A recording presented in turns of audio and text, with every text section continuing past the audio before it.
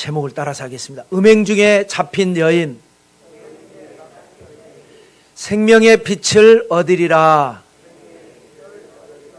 이런 제목으로 말씀 나눌 때에 한없는 은혜와 축복이 여러분의 삶에 넘쳐나시기를 주님의 이름으로 축원합니다. 자, 오늘은 요한복음 8장 말씀. 지난주 7장에는 초막절에 있었던 주님의 메시지, 굉장히 많은 좋은 반응도 있었고 그 반대급부로 사람들의 반발도 많이 있었습니다. 그 초막절이 끝나고 예수님께서 갈릴리로 돌아가시지 아니하시고 아직 예루살렘에 머물고 있을 때에 그때 일어난 연결 사건이 바로 오늘의 사건입니다. 제목 그대로 음행 중에 잡힌 여인에 대한 사건. 여기서 음행이라고 하는 것은 성매매를 의미합니다.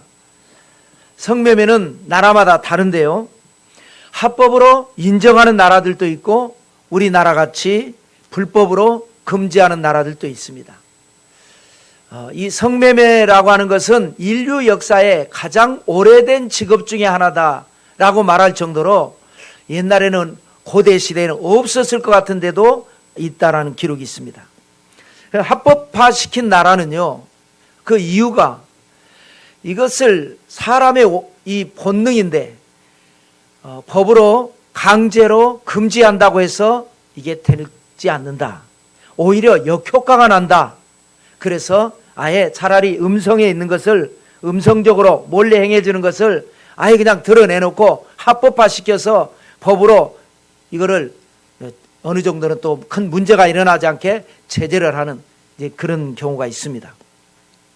우리나라는 이것을 불법으로 법을 만든 다음에 조두순이라든지 김근식이라든지 소아성애자라 그러죠.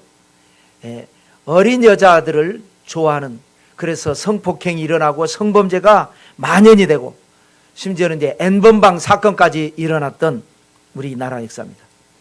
그냥 뭐든지 그렇죠. 규제의 역설이라고 그래서 규제를 하면은 이것이 안 좋아서 이건 하지 말자 했는데 오히려 더 부작용이 나는 경우가 많습니다. 하나 예를 들어볼까요? 우리는 1919년도가 유관순 열사와 함께 김인현 3월 1일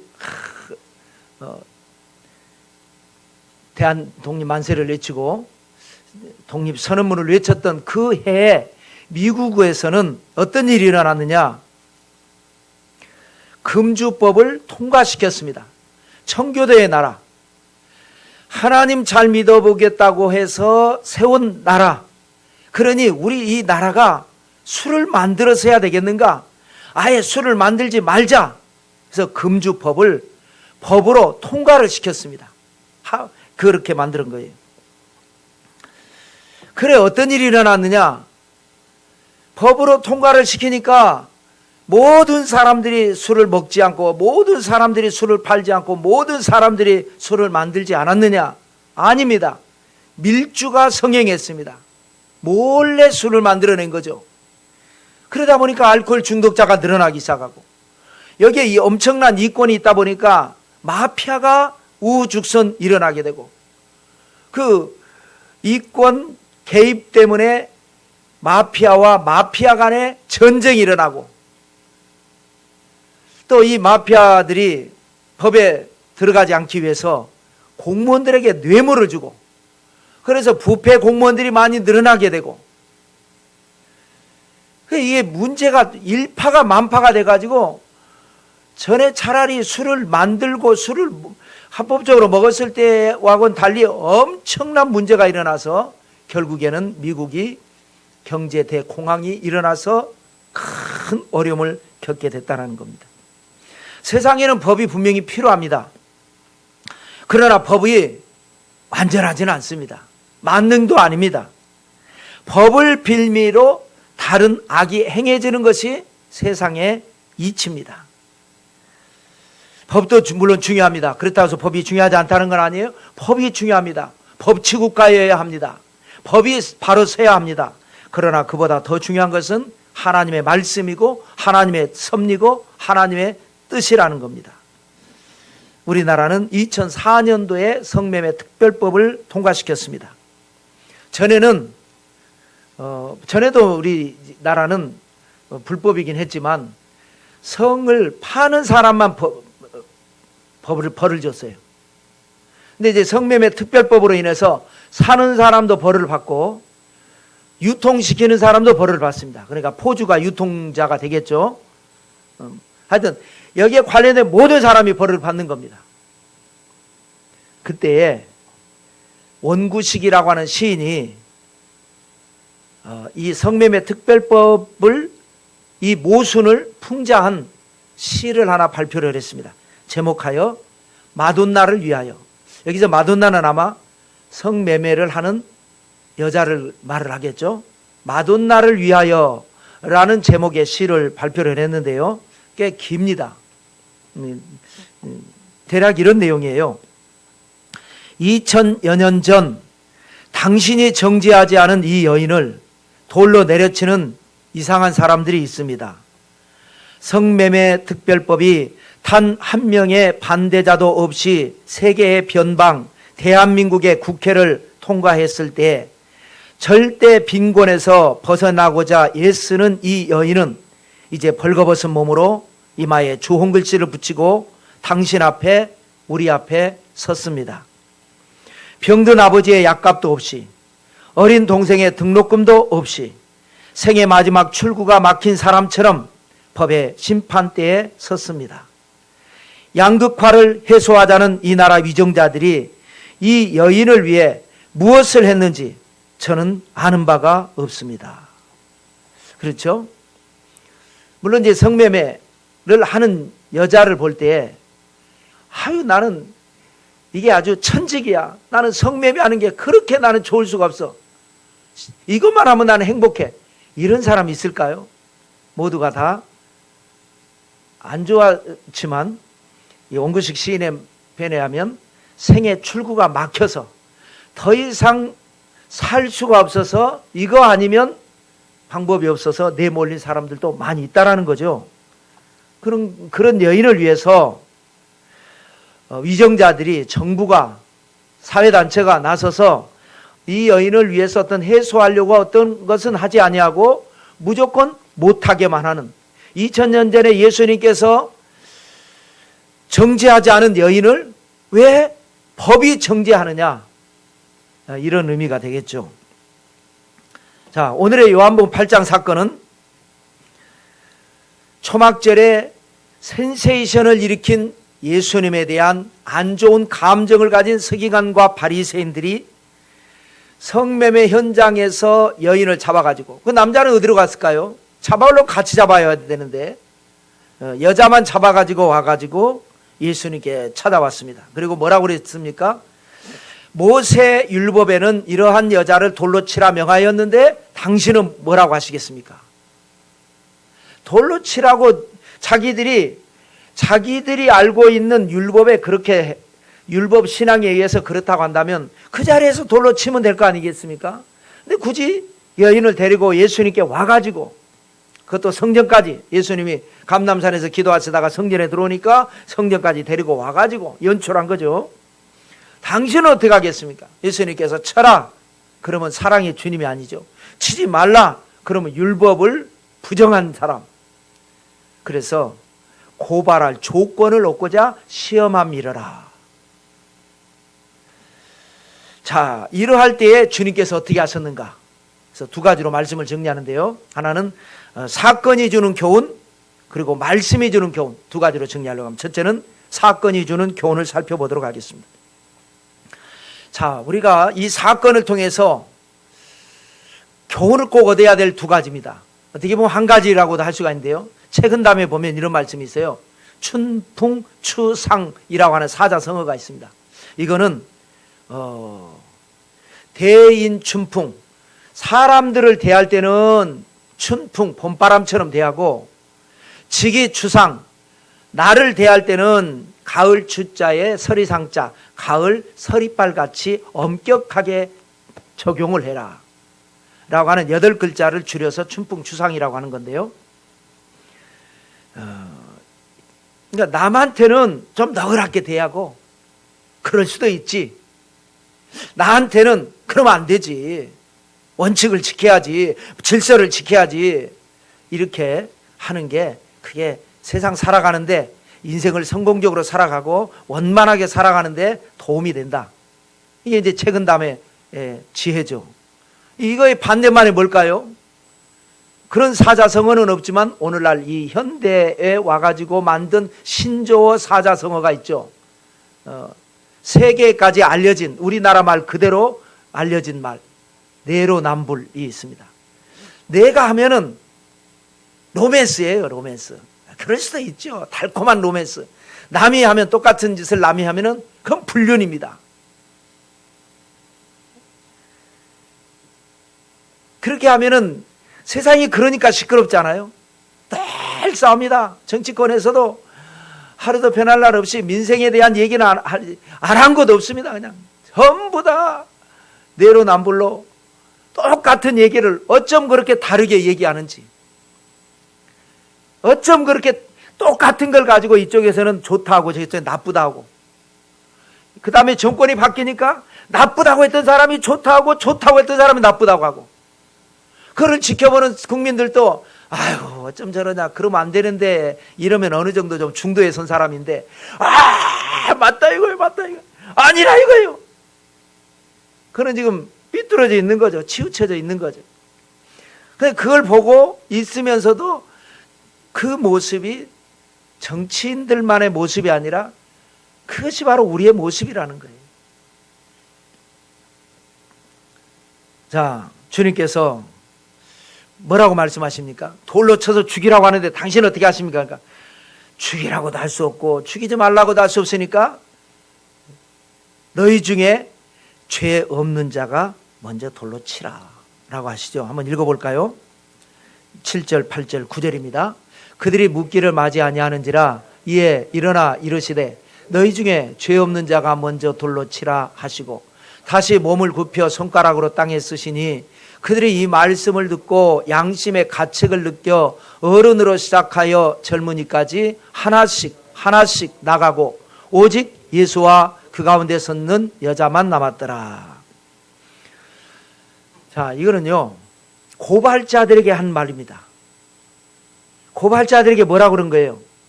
예, 그래 법은 맞다. 돌로 치라고 하는 법인데 그는 너희들에게 적용을 하고 남에게는 그렇게 적용하지 말고 좀 봄바람처럼 잘못한 사람이 있어도 좀 너그럽게 그렇게 돼야 되지 않겠냐. 그 말의 의미가 뭐예요? 죄 없는 자가 쳐라. 세상에 죄 없는 자가 어디 있습니까? 세상에 죄 없는 자는 아무도 없습니다. 모든 사람은 다 죄인입니다. 태어날 때 죄의 DNA를 가지고 태어납니다. 원죄를 가지고 태어나고 살면서 죄를 짓습니다. 알고 짓는 죄도 있고 모르고 짓는 죄도 있습니다. 그런데 너희 중에 죄 없는 자가 돌로 치라 그러면 치는 사람이 혹시 있을까 봐. 왜? 나는 죄가 없다고 착각하는 뻔뻔한 사람이 혹시 있을까 봐 주님께서 8절에 땅에다가 글을 쓰셨습니다. 손가락으로 땅에다 글을 쓰셨다는 거예요. 급하게 쓰신 거죠. 종이에다 쓴 것도 아니고 볼펜 연필로 쓰는 것도 아니고 땅에다가 너희 중에 죄 없는 자가 쳐라 하시고는 땅에다 글을 쓰시니까 뭘 쓰시는가 이렇게 보니까 성경에는 나와 있지 않습니다. 뭘 썼다라고는 나오질 않는데 9절에 보니까 그들이 이 말씀을 듣고 죄 없는 자가 쳐라 그리고 글을 쓰셨어요. 그러니까 말하는 말과 쓰는 글을 보고 양심의 가책을 느끼기 시작합니다. 그래서 어른으로 시작해서 하나씩 다 나가버립니다. 양심의 가책을 깨닫게 해주는 글이었겠죠. 이거의 교훈이 뭡니까? 대인춘풍하라는 거예요. 사람들을 대할 때 법을 가지고 잣대를 가지고 이래야 된다 저래야 된다 그렇게 살지 말고 뭔가 잘못된 점이 있을지라도 너그럽게 그를 좀 봄바람처럼 그렇게 살아라. 그런 의미가 되고 그 다음에 주님께서 다 나가고 난 다음에 홀로 남은 여인에게 하신 말씀 10절과 11절을 읽어보겠습니다. 예수께서 일어나사 여자 외에 아무도 없는 것을 보시고 이르시되 여자여 너를 고발하던 그들이 어디 있느냐? 너를 정죄한 자가 없느냐? 대답하되 주여 없나이다. 예수께서 이르시되 나도 너를 정죄하지 아니하노니 가서 다시는 죄를 범하지 말라 하시니라. 그러니까 돌로 치려는 자에게는 봄바람을 강조했어요. 죄 없는 자가 쳐라. 우리도 알고 보면 다 죄인이다. 그래서 가책을 느껴서 가게 하고, 여인에게 뭐라 그랬습니까? 괜찮아 괜찮아 또 가서 해. 먹고 살라는데 어떡하겠니? 또 해. 이건 아니잖아요. 여인에게는 가서 다시는 죄를 범하지 말라. 그래서 뭐든지 적용을 할 때 자기 자신에게는 야 이런 거 하면 안 돼. 남에게는 사람이 실수할 수도 있지. 이렇게 하라는 거예요. 여기서 중요한 건 뭐예요? 11절에 보면 나도 너를 정죄하지 않나. 아까 뭐라 그랬어요? 죄 없는 자가 채라 그랬잖아요. 예수님은 죄가 없잖아요. 예수님은 죄를 의가 없으니까 채하죠. 그런데 나도 너를 정죄하지 않는다. 그러므로 이제부터 너는 스스로 정신 차리고 어떻게 해서든지, 물론 어렵겠지만 힘들겠지만 다시는 그렇지 않도록 하라. 그래서 이 말씀의 경우는 앞으로 우리가 인생을 살아갈 때에 타인을 대할 때는 너그럽게 대하고 자신을 대할 때는 좀 엄격하게 대한다면, 세상이 그렇게 자꾸 바뀌어진다면 세상은 참 살기 좋은 세상이 될 겁니다. 근데 반대로 왜 세상 살기가 힘들어지느냐? 전부 다 고슴도치잖아요. 나는 나를 안 찔러댑니다. 근데 남을 자꾸 찔러대니까 모든 사람이 나를 찌릅니다. 모든 사람이. 그런 세상 하지 말고 서로 사랑하라. 자, 이제 두 번째는요, 말씀이 주는 교훈입니다. 이제 이 사건 때문에 주님께서 이제 말씀을 하시게 된 겁니다. 여기에서 중요한 세 가지 말씀을 하시는 거예요. 대상에 대해서, 세 가지 대상에 대해서. 먼저는 이 사건을 연출한 유대인들에게 뭐라고 말씀하시냐? 너희들의 실상을 알려줄 필요가 있는 거예요. 아주 자기들은 의로운 척, 이 여인의 약점을 잡아가지고, 물론 죄는 있습니다. 그러면 너희들은 죄가 없느냐? 너희들은 이 여인과 같은 죄는 아닐지라도 다른 죄가 없느냐? 너희들은 완벽한 의인이냐? 하면서 죄의 실상, 너희들의 실상을 알려주는 거죠. 그게 뭐냐? 자, 37절과 건너뛰어서 44절을 읽어보겠습니다. 나도 너희가 아브라함의 자손인 줄 아노라. 그러나 내 말이 너희 안에 있을 것이 없으므로 나를 죽이려 하는도다. 너희는 너희 아비 마귀에게서 났으니 너희 아비의 욕심대로 너희도 행하고자 하느니라. 그는 처음부터 살인한 자요 진리가 그 속에 없으므로 진리에 서지 못하고 거짓을 말할 때마다 제 것으로 말하나니 이는 그가 거짓의 말장이요 거짓의 아비가 되었음이라. 자, 37절에는 그래 나도 안다 이거, 너희는 아브라함의 자손이다. 이 유대인들의 최고의 프라이드는 아브라함이 자손이라는 거죠. 아브라함의 자손, 언약의 자손, 선민. 아주 이거에 대한 아주 이게 너무 지나쳐서 이방인들을 개만도 못하게 취급을 해버리고 너무 교만하고 자만하고 폐쇄적이고 이렇게 된 거 아니겠어? 어느 정도의 자부심은 좋은데 자부심이 지나쳐서 자만심이 됐어요. 인정한 거예요. 예수님도. 나도 너희가 아브라함의 자손인 줄 안다. 근데 44절에 뭐라 그래요? 근데 너희는 마귀 자신이다. 왜? 예수님을 안 믿으니까. 왜 예수님을 안 믿어요? 너희가 믿는 아브라함의 언약이 바로 메시아의 언약이란 말이에요. 그래서 너희가 기다리던 메시아를 하나님이 보내셨는데 그 하나님이 보내신 메시아를 안 믿는다는 건 뭐냐? 결과적으로 아브라함의 자손이 아니라는 거예요. 그래서 사도 바울은 로마서에 뭐라 그러니까 표면적 유대인이 유대인이 아니고 이면적 유대인이 유대인이다. 표면적이 뭐고 이면적이 뭐냐? 우리 흔히 요즘 한때 유행한 말이 있었죠. 무늬만. 무늬는 나무 무늬예요. 그래서 이거 원목인가 싶은데 보니까 장판이라 그냥. 나무가 아니라 나무 무늬를 만들어낸 그냥 장판. 가짜 무늬. 그래서 그때부터 무늬만 크리스찬, 무늬만 뭐 이런 말들 많이 유행했잖아요.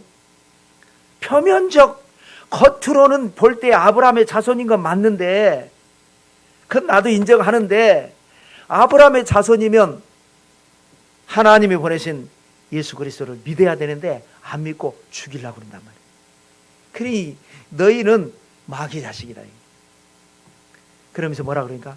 그 마귀는 누구냐면 처음부터 살인한 자요. 누가 살인했습니까? 처음에 누가 살인했습니까? 가인이 동생 아벨을 죽였어요. 왜 죽였습니까? 아무 잘못한 게 없는데 죽였어요. 질투심이 일어났어요. 그 질투심을 일으킨 게 누구라고요? 그게 마귀가. 그 마음속에 막 불을 일으켜가지고 동생을 죽이게 만든 거.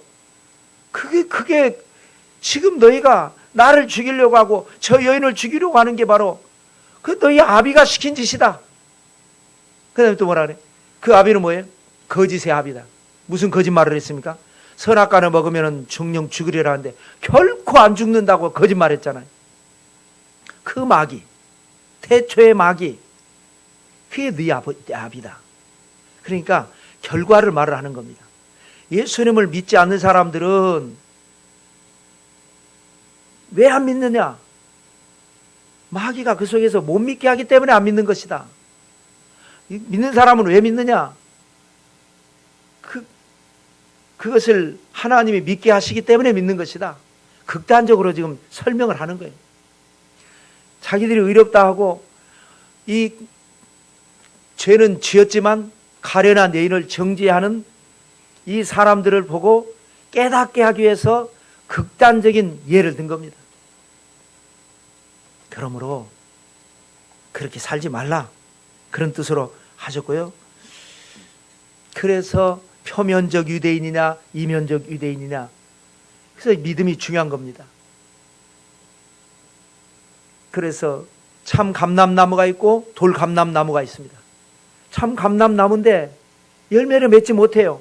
그래서 첩을 붙여서 잘라서 버리고, 열매 맺지 못하는 가지는, 나무는 그대로 있고 열매를 안 맺으니까 가지를 잘라서 버려버리고, 돌감람나무가 열심히 해보려고 하니까 그걸 해가지고 첩을 여기다 붙여보니까 거기서 좋은 열매가 난단 말이에요.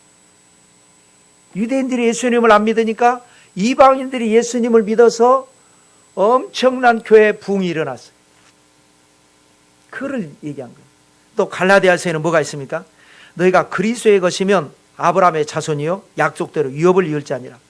갈라디아는요, 이스라엘 지도를 놓고 보면 구약에는 위에 아람 나라가 있죠. 수리아라 그러고 신약에서는 시리아라 그러고, 그 다음에 그 위에는 뭐가 있어요? 오늘날에 터키가 있습니다. 그 터키가 바로 그 중에 한 도시가 갈라디아라고 하는 도시가 있습니다. 이 갈라디아라고 하는 건 도시는 희한한 도시예요. 아시아죠. 아직까지 여기는 아시아에 있는 도시인데 지중해 바다 건너편에 있는 유럽 사람들이 와서 사는 곳이에요. 아주 이방인 도시입니다. 유대인들이 봤을 때도 지역적으로 유대인이고, 지역적으로 이방 지역이고, 그리고 이 자체적으로 어찌되건 자체적으로 자기들은 이방이라고 할 수가 없죠. 자기들은 유대인에 비해서 이방인이지만 자기들은 자기들끼리 살면 되는데, 이 원주민들은 어디로 쫓겨나가고 유럽 사람들이 살고 있으니까 이 사람들은 또 이방인인 거죠. 이방인들이 와서 살고 있는 거예요. 이방인 중에서 이방인인 거예요. 이중 이방인이에요. 그렇지만 너희들이 예수님을 잘 믿으니 너희들은 아브라함의 자손이고 아브라함의 유업을 이을 자다 라고 축복을 해준 겁니다. 자, 그런 다음에 그들을 깨닫게 한 다음에 예수님 스스로에 대해서 두 번째 중요한 말씀을 하세요. 주님은 어떤 분이신가? 주님을 왜 못 믿느냐? 주님이 하나님이신데, 메시아이신데, 하나님이 보내신 자이신데. 여러분, 아리스토텔레스라고 하는 유명한 철학자가 학문을 분류를 했습니다.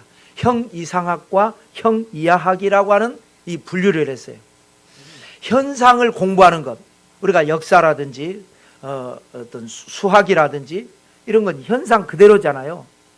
그거는 형이하학이라는 거예요. 현상을 공부하는 것.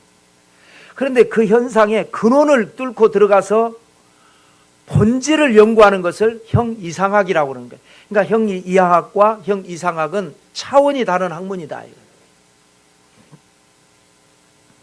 그럼 주님에 대해서는 뭐냐? 주님은 형이상학도 아니고 이하학도 아니고 아예 차원이 다르고 아예 본질이 다른 영적인 말씀을 하시는 분이에요. 그러니까 이 세상 안에서도 현상만 보는 사람들은 본질을 보질 못하잖아요. 그냥 하물며 영의 말씀을 하시니까 깨닫지를 못하는 거예요. 이게 여러분, 자 12절 건너뛰어서 23절 또 건너뛰어서 29절을 연결해서 한번 읽어볼까요? 예수께서 또 말씀하여 이르시되 나는 세상의 빛이니 나를 따르는 자는 어둠에 다니지 아니하고 생명의 빛을 얻으리라. 예수께서 이르시되 너희는 아래에서 났고 나는 위에서 났으며 너희는 이 세상에 속하였고 나는 이 세상에 속하지 아니하였느니라. 나를 보내시니가 나와 함께 하시도다. 나는 항상 그가 기뻐하시는 일을 행함으로 나를 혼자 두지 아니하셨느니라. 자, 정리해보면 이러죠. 12절은 뭐예요?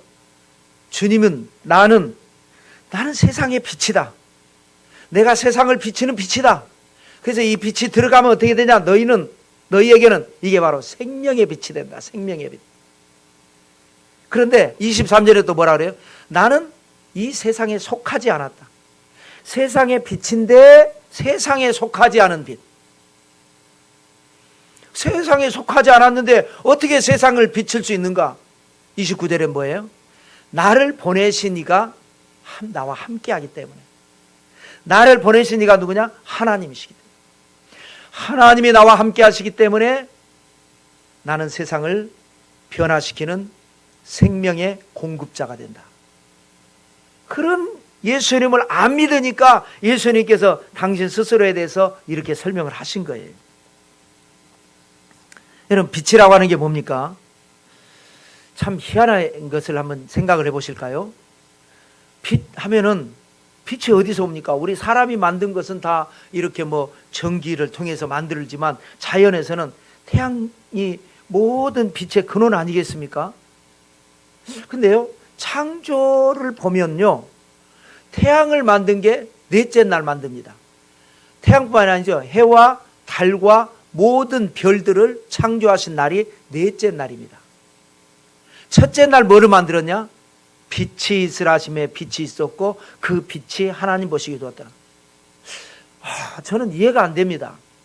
이거를 설명하는 사람들도 없습니다. 태양도 없고 달도 없고 그리고 별들도 없는데 빛이 있었어요. 그 빛이 어떤 빛일까요? 우리는 알 수 없는 그 옛날에 빛이 있었습니다. 어찌됐건 우리가 아는 빛을만 가지고 설명하자고요. 빛은 광합성을 한다 그러죠. 식물에만 광합성을 하는 게 아닙니다. 식물에 비치면 그게 영양분이 생성이 돼가지고 쑥쑥쑥쑥 자라죠. 물에도 마찬가지입니다. 물에 비치면 어떻게 됩니까? 그것도 광합성입니다. 산소가 발생합니다. 모든 자연 만물이 빛이 들어감으로 인해 가지고 에너지가 만들어지고 거기에서 생장을 하게 됩니다. 반대로 빛이 비춰지지 않으면 어떻게 돼요? 이산화탄소가 나와가지고요, 모든 것이 소멸해 버립니다. 그것을 예를 든 겁니다. 주님께서 나는 바로 세상의 빛이다. 이 빛이 들어가면 생명이 들어간다. 여러분, 빛이 들어올 때를 또 한번 제가 상상을 해봤어요. 빛이 들어온다고 그래가지고 이 자체는 아무런 변화가 일어난 건 아니에요. 그러잖아요. 그대로인데 빛이 들어온 것 때문에 변화가 일어나요. 그 자체는 그대로인데 환해지니까 밝아지고 환해지고 생명이 들어가고 영양이 공급되고, 같은 골목도요, 전등이 없었을 때는 우범지 같고 으스스하고 꼭 귀신 나올 것 같죠. 근데 빛이 들어오니까 빛 외에는 아무런 변화가 없었는데 환한 빛이 들어오니까 여기가 동네가 달라져 버려요. 우범지는커녕 아주 활기찬 도로가 되고 멋진 도시가 됩니다. 우리 인생에게 그렇다라는 거예요. 하나님의 말씀이 들어가면, 예수 그리스도가 들어가면 우리는 그대로인데, 우리는 여전히 죄인이지만 죄인인데 의롭다 하심을 얻고 생명을 얻고 능력을 받고 찬란한 빛이 들어와서 영혼이 잘 되게 되고 범사가 잘 되게 되고 강건하게 되는 기적의 주인공이 될 줄로 믿습니다. 그래서 중요한 건 뭐냐? 사람이 보고 듣고 느끼고 하는 이게 다가 아니라는 거예요. 사람들은 현상만 보잖아요. 그 현상이 다가 아니다. 현상하고는 전혀 상상할 수 없는 차원이 다른 영의 말씀을 하시기 때문에 믿음으로 받아들이면 그것이 은혜가 되고 그것이 응답이 되고 그것이 축복이 되는데, 믿음으로 받아들이지 않으니까 너희에게 이것이 아무런 일이 일어나지 않는 것이다 라고 하신 다음에, 자, 그 다음에는 믿은 또 유대인들이 있습니다. 세 가지 중요한 말이라고 그랬죠. 모든 유대인들에게, 이렇게 사건을 일으킨 사람들에게 깨닫게 하기 위해서 너희의 실상은 이렇다. 모든 사람이 다 죄인이다. 그러므로 나도 너희를 정죄하려고 하는 것이 아니라 너희들이 서로 정죄하지 말라고 하시는 그런 의미로 너희가 그렇게 나쁜 마음을 먹고 남을 끌어내리고 남을 죽이려고 그러고 그렇다고 그러면 너희는 아브라함의 자손이 아니라 마귀 자손이다. 그런 극단적인 설명을 한 거예요. 그리고 나는 세상의 빛으로 왔고 이 빛은 너에게 생명이다. 그런데 적지 않은 유대인들 중에 믿은 유대인들이 있습니다. 믿은 유대인들에게 뭐라고 하셨는지 30절, 31절, 32절 읽겠습니다. 이 말씀을 하심에 많은 사람이 믿더라. 그러므로 예수께서 자기를 믿은 유대인들에게 이르시되 너희가 내 말에 거하면 참으로 내 제자가 되고 진리를 알지니 진리가 너희를 자유롭게 하리라. 믿은 유대인들이라고 하는 말이 참 저는 말씀을 준비하면서 가슴에 와 닿습니다. 유대인들을 하면은 지금 아주 나쁜 거죠. 예수님을 핍박에 죽게 하고. 그런데 그 유대인들 중에 믿은 유대인들이 있어요. 적지 않은 숫자였어요. 그들에게 중요한 두 가지 말씀을 하시는데, 하나는 뭐냐? 내 말에 거하면 너희가 참으로 내 제자가 된다. 그래서 여러분, 믿은 것까지는 기특해요. 그래서 지금 칭찬성 지금 발언이시거든요. 근데 믿은 것 갖고는 조금 아쉽다라는 거예요. 그걸로 머무르면 안 된다라는 거예요. 더 나아가서 내 말에 거해야 된다. 그러지 않고 세상 나가다 보면 또 믿음 잃어버리기가 쉬운 것이 세상입니다. 말씀을 들을 때는 뭐가 가슴에 와 닿는데 세상 나가 살다 보면 현실이 아닌 거예요. 그래서 내 말에 거하라. 그런 의미로 내 말에 거하면 너희가 참으로 내 제자가 된다. 제자라고 하는 것은 가르침을 받은 사람들입니다. 가르침을 받기 때문에 그것을 떠나지 않는 사람입니다. 지키는 사람입니다. 이 가르침을 받지 않으면 지키기가 어렵습니다. 그래서 내 말에 거하라는 말씀을 하고, 또 하나는 뭐예요? 32절에 그 다음에 진리를 알지니 진리가 너희를 자유롭게 하리라 는 말씀을 합니다. 여러분, 사람들은 왜 미신을 믿을까요? 전 세계 다 미신 믿습니다. 안 믿는 나라들이 없죠. 왜 미신을 믿냐? 불안하기 때문에 믿는 거예요. 그 지역적인 특성에 따라 바다에 사는 사람들은 바다가 두렵고, 산에 사는 사람들은 산이 무섭고, 들판에 사는 사람들은 천둥 번개가 무섭고, 철짐승이 무섭고, 그래 무서운 것에 반발로 사람들은 미신을 믿고 우상을 섬기는 거죠. 왜 사람들은 불안해야 할까요? 진리를 모르기 때문에 그렇습니다. 진리를 알면 사람은 불안하지 않습니다. 다윗과 사울의, 여러분 우리가 공부를 많이 했잖아요. 똑같이 40년 통치를 했습니다.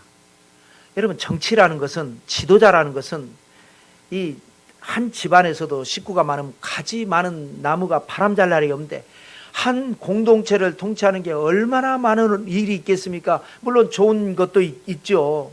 혜택도 있죠. 시중도 들고 부하들도 있고 내 마음대로 할 수 있는 것도 있지만, 그에 따라서 많은 문제가 있습니다. 어려움이 있습니다. 그 어려울 때 사울은 어떻게 했고 다윗은 어떻게 했습니까? 사울은 계속해서 불안하니까 엉뚱한 짓을 합니다. 엉뚱한 짓. 원래 그런 사람이 아니었는데 자기가 이 신접한 사람들을 다 쫓아내놓고 자기가 신접한 여인을 찾아갑니다. 왜? 불안하니까. 계속해서 문제는 일어나고, 이거를 어떻게 해야 되는지, 그 지도자, 그래서 이 왕관을 쓰는 자는 왕관의 무게를 견디라는 게, 지도자가 되면은 불안한 게 있습니다. 다윗은 어떻게 했어요? 똑같은 그런 문제가 있을 때 불안해하지 않습니다. 왜? 진리를 아니까. 하나님을 알고 하나님의 말씀을 알고 진리를 아니까 불안해하지 않는 거예요. 그러니까 기도하면서 해결을 하고 문제를 극복하고 참고 견디면서 나가는 거죠. 요셉도 그러잖아요. 형들은 요셉을 왜 팔아먹었어요? 불안하니까 팔아먹은 거예요. 이놈이 불안한 거예요. 이 존재가. 채석원 입고 딱 버티고 있는 저놈이 어린 동생인데 불안한 거예요. 못된 짓을 하는 거예요. 그런데 정작 불안한 사람 누구에게요? 형들이 자기를 노예로 팔아버렸어요. 세상에 이런 일이 어떻게 있을 수가 있습니까? 이 배신감, 절망감, 그리고 종이 노예가 됐다는 것은 여러분 그때부터 짐승만 또 못한 삶입니다. 얼마나 문제가 있습니까? 그런데 요셉은 당당하게 살아갑니다. 왜? 불안하지 않으니까. 그런 절망적 상황에서도 불안하지 않아요. 왜? 하나님을 아니까, 진리를 아니까. 물론 딱 집어서 이렇다 저렇다는 몰라요. 그러나 기도해 보면서 왠지 와 닿는 게 있어요. 깨달아지는 게 있어요. 나에게 왜 이런 일이 일어나는지 깨달아지고 이해되어지는 게 있으니까 참을 수 있고 견딜 수 있고. 그 감옥에 들어가, 아이고 이게는 더 엎친 데 덮친 격으로 감옥까지 들어갑니다. 이거는 이제 완전 절망인데 그래도 두려워하잖아요. 왜? 하나님을 아니까, 진리를 아니까. 그러니까 때가 되니까 세상에 유학 가서 성공하기도 힘든데 노예로 끌려갔다가 나이 30에 애굽의 국무총리가 돼가지고 이집트 경제 프로젝트 14년을 성공적으로 수행을 해서 엄청난 부귀영화를 누리는 축복의 사람이 됐습니다. 진리를 아는 여러분 되시기를 주님의 이름으로 축원합니다. 진리를 모르면 이 사람들이 또 물어보는 거예요. 믿는 사람들에게 한 말이에요. 믿은 유대인들에게.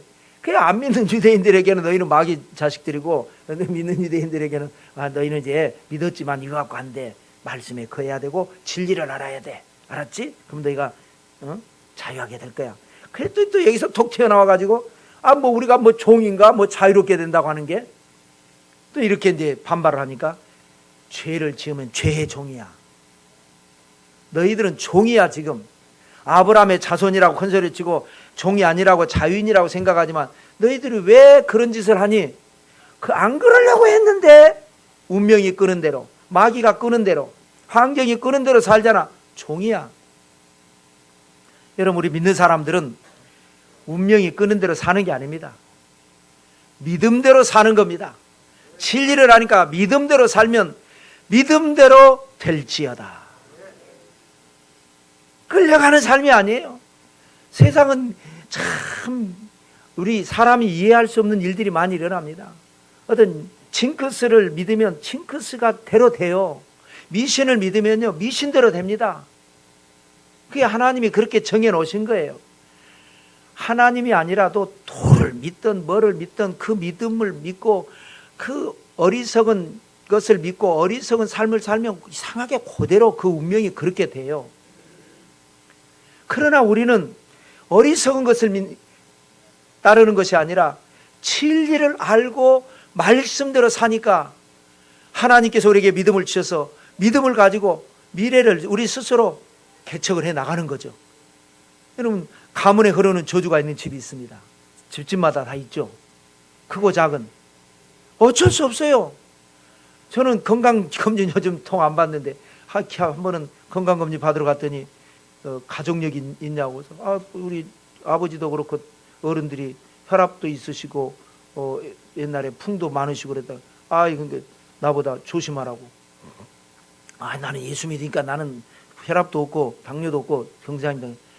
이분이 말이죠, 원장님이 바득바득 대들면서 그래도 아니라는 거예요. 가족력이 있으면 그거 위험한 거니까 조심하래요. 말은 고맙긴 하지만 그건 난 받아들이고 싶지 않고, 가문에 흐르는 저주가 있을지라도 그건 옛날에 우리가 하나님을 몰랐을 때에 운명에 끌려가는 삶을 살았기 때문에 그런 것이고, 이제 나는 이전 것은 지나갔으니 보라 새 것이 되었도다. 내가 뭐 똑똑하고 잘나고 뭐 훌륭해서가 아니라 믿었기 때문에, 진리 안에 거하기 때문에, 노력하기 때문에 주님께서 은혜를 주셔가지고 과거에 가문에 흐르는 저주는 끊어버리고, DNA 안에 그런 게 있을지라도 끊어버리고 믿음대로 되게 하셔서 나는 잘 될 거야, 우리 자식들은 잘 될 거야, 우리 집은 잘 될 거야, 난 앞으로 이렇게 되고 싶어, 내 믿음대로 될지어다. 근데 그게 안 된다니까요. 진리 안에 거하지 않으면 나는 행복해지고 싶은데 불길한 생각이 자꾸 들어오는 거예요. 자꾸 불길한 생각이. 그러면 나는 이제 불길의 종이 되는 거예요. 이상하게 일이 꼬이고 이상하게 불길한 일이 일어납니다. 그런데 진리를 알게 되면, 그래서 말씀 공부하자는 거예요. 진리라는 게 예수님인데 예수님을 안다고 해서 다 아는 게 아니고, 우리가 말씀 공부를 하고 끊임없이 모든 세상의 것을 다 내려놓고 우리가 보고 듣고 냄새 맡고 느끼는 이것이 현상이 다가 아니고, 이 안에 본질적인 것, 진리를 알기 위해서 끊임없이 노력하고 말씀을 연구하고 말씀을 공부할 때 그 안에서 우리에게 또 말씀 공부하자 그러면 또 내가 몇 도겠다고 또 자랑을 합니다. 남보다 내가 더 많이 안다. 그거를 말하는 게 아니라 깨달음을 말하는 겁니다.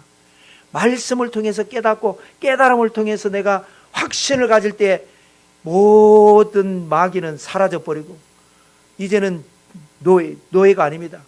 죄의 종도 아니고 운명의 종도 아니고 환경의 종도 아닙니다. 나는 자유인입니다. 하나님께서 내게 주신 영혼이 잘되게 하시고 범사가 잘되게 하시고 강건하게 하시는 더 아름다운 미래를 내가 스케치하고 그거를 그림을 그릴 때 주님께서 내 믿음대로 될지어다. 우리 사랑관의 교회 모든 성도 여러분들은 우리들도 다 죄의 종입니다. 죄의 종에서 믿음의 자유인으로 가고 있는 중인 거죠. 완벽한 게 아니에요. 끊임없이 우리는 노력하자라는 거예요.